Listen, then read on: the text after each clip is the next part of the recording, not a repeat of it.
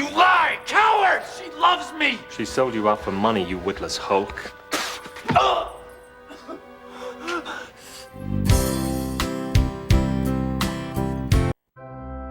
You! Yes, you! I am TapeGoat, and I am here to teach you about where real strength comes from, people. That is right, it comes from Jeebus. Let me remind you of our fair weather friend, God. How many of us had to watch The Donut Man on repeat? The love of God fills our emptiness. I mean, that nonsense will scramble your brains. Many of us have had to deal with a crisis of faith growing up. I myself grew up in a Christian home. I'm sure some of my deepest trauma definitely comes from living with the threat of burning eternally for not minding my P's and Q's when I'm, 6 years old. That's right, folks. It's always better to get them while they're young. That's why today we're going to talk about awesome Bible adventures, Samson's super strength. Boy, oh boy, do we have something special for you today, Ham. Here we have the tape, everybody. It's got a gorgeous work of art on the cover. It looks like a very, very low resolution picture from the reenactments. We have Samson giving it his all, shoving over those styrofoam blocks of the Temple of Dagon. The wonderful synopsis. There's actually two. There's one for the Samson story, and then there's one for the actual awesome Bible adventure story. If you look down here, they made a point of saying that there are no animations in this, that it's all dramatic reenactments, not satanic, and all cartoons are satanic. We do have a barcode on the side here. We also have two separate thrift store stickers. Here we go. Ooh, look at that.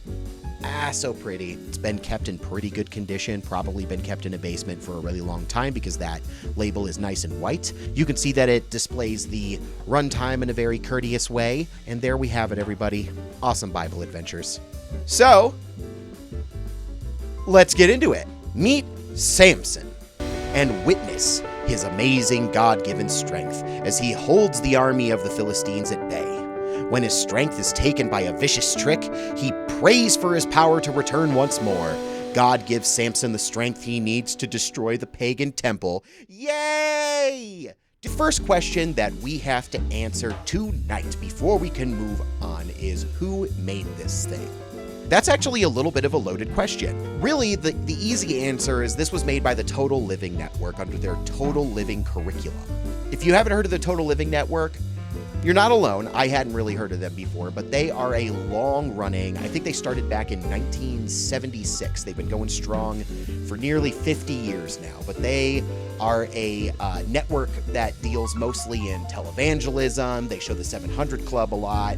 A lot of your fundamentalist Christian programming came from Total Living Network. They started in Chicago. Carman, Kenneth Copeland, Joel Osteen, all of those big preachers probably had televangelist spots on Total Living Network. And the Total Living curriculum, what that appears to be is it is made for educators, for Sunday school teachers, for anybody who is educating children in a religious capacity, which is a scary idea, if you ask me.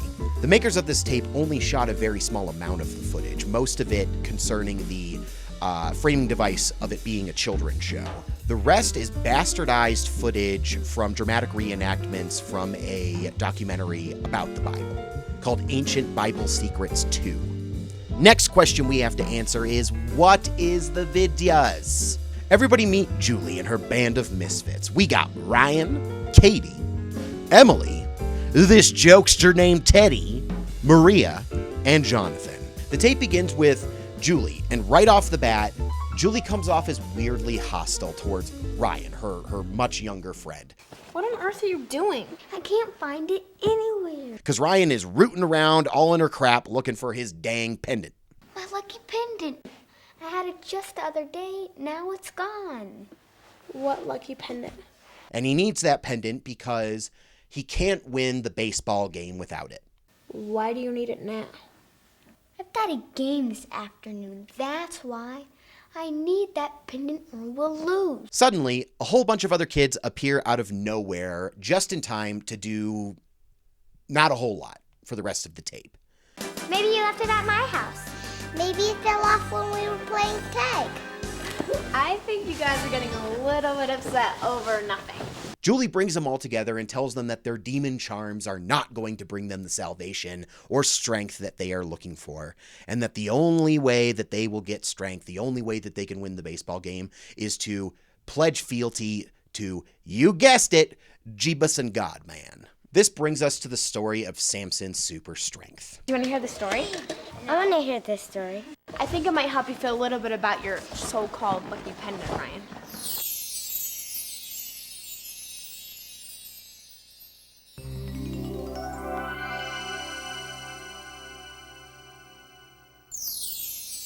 So the story begins, and two things strike me right off the bat. One, the production quality of this is much, much better than the children's show stuff. It's like kind of like Nat Geo, like documentary reenactment quality, because that's pretty much what it is. Secondly, they show Samson.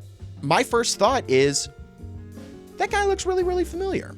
I can't really put my finger on it right away, but definitely looks like somebody I know. Anyways, I keep watching. Soon we start getting into close-ups, and by this point, I'm like 75% sure that guy is Aaron Eckhart. Sounds like him, looks like him, everything. I take out my little gadget, my little Google box. I take out my little hootenanny. I take out my little gibber gabber, my little slice of cheese, and I go to Aaron Eckhart's IMDb. And wouldn't you know it, it's one of his first credits. Ancient Bible Secrets Part 2. Seems we keep bumping into one another. Well, that seems to be your nature, almighty man of the Hebrews. Seeing that the credit was to Ancient Bible Secrets Part 2 was the first thing that led me on to that there was a little bit of a weird thing going on with how they were like presenting this media to me. And you can't find anything about awesome Bible adventures anywhere.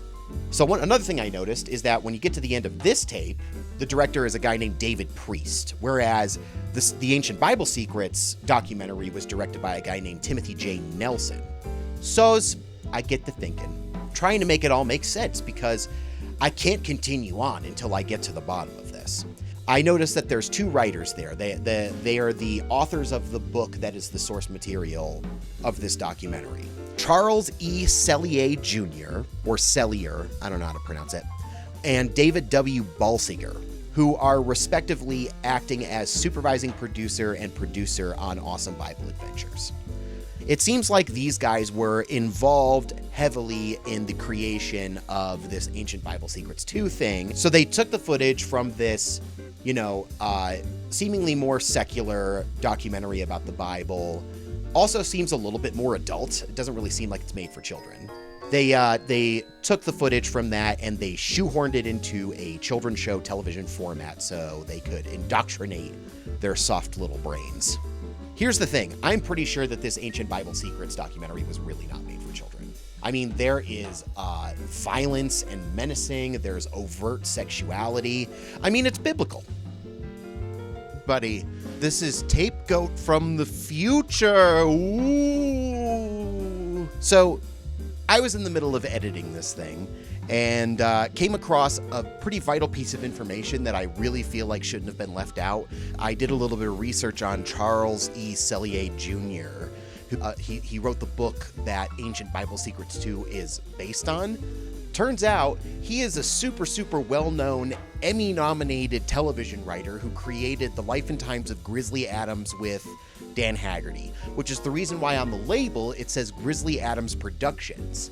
So while this guy wasn't making Grizzly Adams, he was making evangelist children's content, trying to indoctrinate the children of the world. He is dead now. He also directed Silent Night, Deadly Night, which we all know is a very well-known cult classic holiday-based slasher film.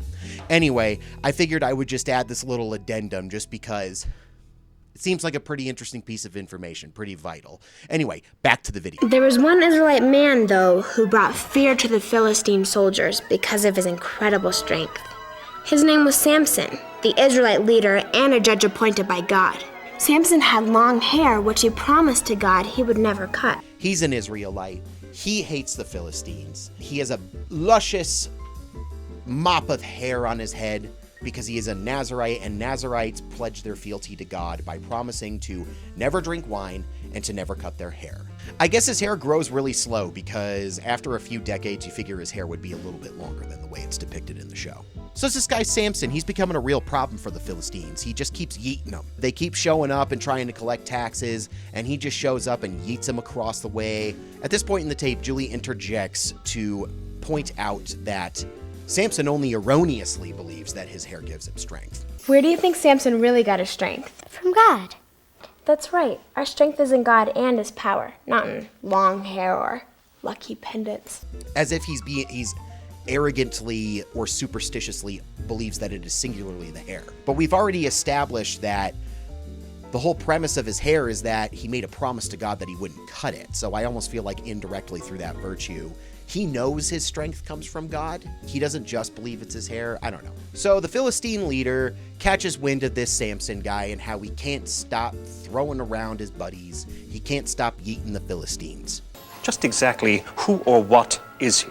A Hebrew strongman, but more importantly, a Hebrew judge. So he calls a truce and demands Samson's presence so he can learn the secret of his strength. I thought you'd be a much bigger man. But this helps, eh? Samson shows up, and right off the bat, he's just starting shit. He busts a sword and a shield. He grabs a sword, and he's like, oh, yeah, you like this sword? Bah! He busts it. And then he picks up this shield, and he's like, oh, yeah, this shield here, it's got some good weight to it. Bah! He busts it. Just busting all the Philistine stuff. No discussion. Defiant as all hell. Did you think I would trust your honor? Did you bring me here to play games? To make a peace, Samson. So you can have more time to set your tax collectors on us.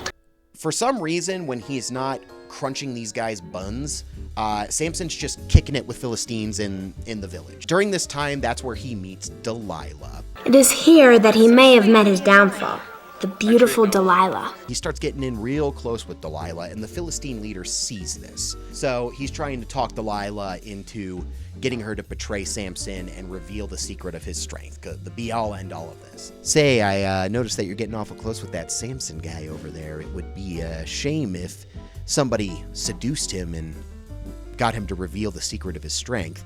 And she picks up what he's putting down, and she's like, nay, nay. You seem very concerned about my future, Lord Aristides. Myself and the other 4 members of the council are prepared to reward your valuable services to the state with 1,100 shekels of silver each. 5,500 shekels of silver. He counters with 5,500 shekels of silver.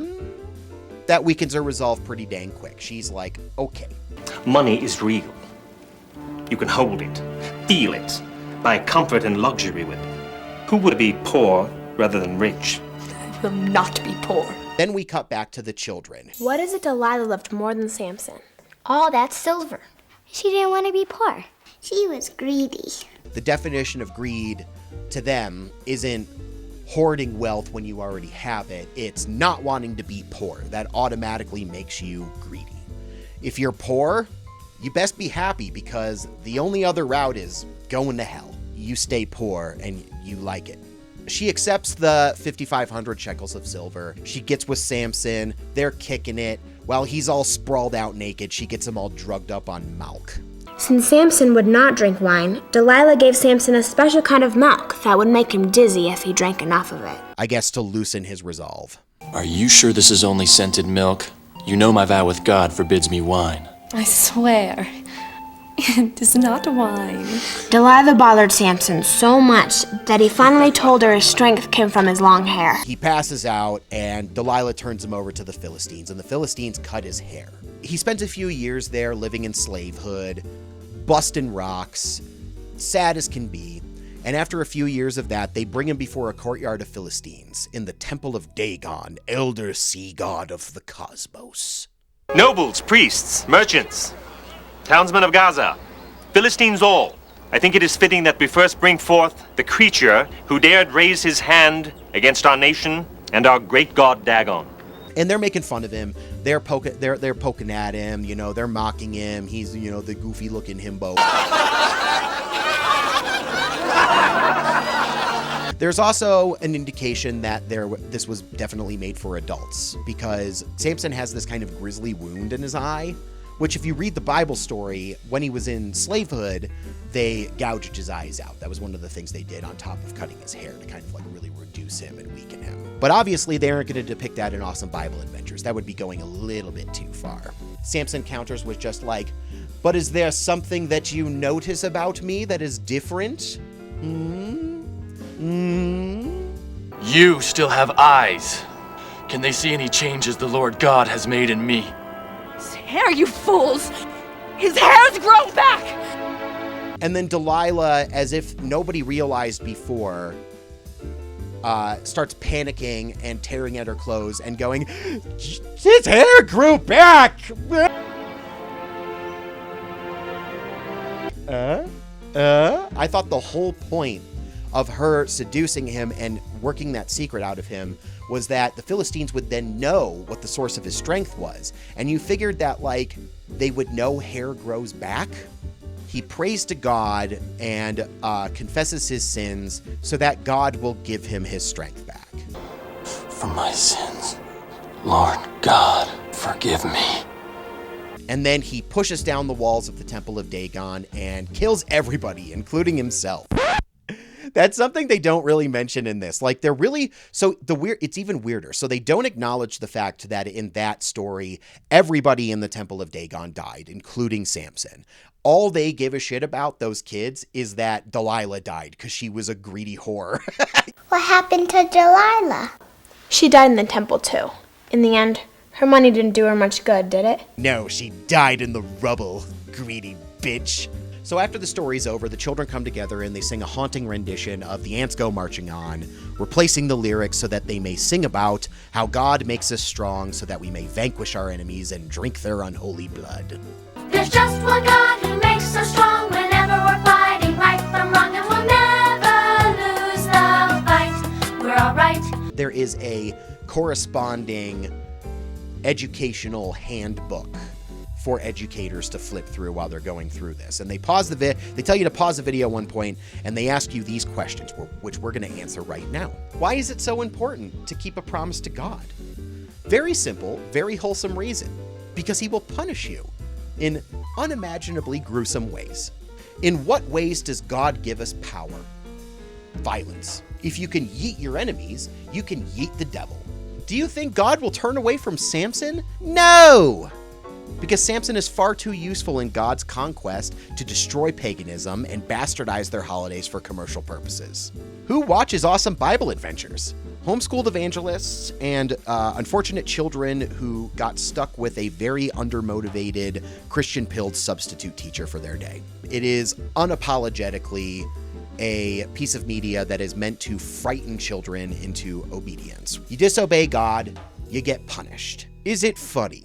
I wouldn't say it's funny as much as it's kind of eerie and strange to see small children espousing evangelist rhetoric like this, talking about how if you don't obey God, he'll punish you. God was very angry with Samson for not keeping his promises, and so he punished him by taking away his strength. Should you watch this? Are you worried about going to hell, bro? Do you like the idea of going to hell and burning for eternity while the devil shoves a cactus up your flays your over and over again until the cows come? Praise his name! Atone for your wretched sins and open your greasy heart to Jeebus. You can find me on Instagram at IamTapeGoat. Thanks for watching today, guys, and remember, hail Satan. I got poop so bad. Thank you for watching TapeGoat. This video was a product of love and hard work. If you enjoy the product and wish to consume more of the GOAT product, please share, like, and subscribe. If you ring the bell, the algorithm will begin to love us almost as much as we love you. If you want to speak to the GOAT, please leave a friendly comment for the kid.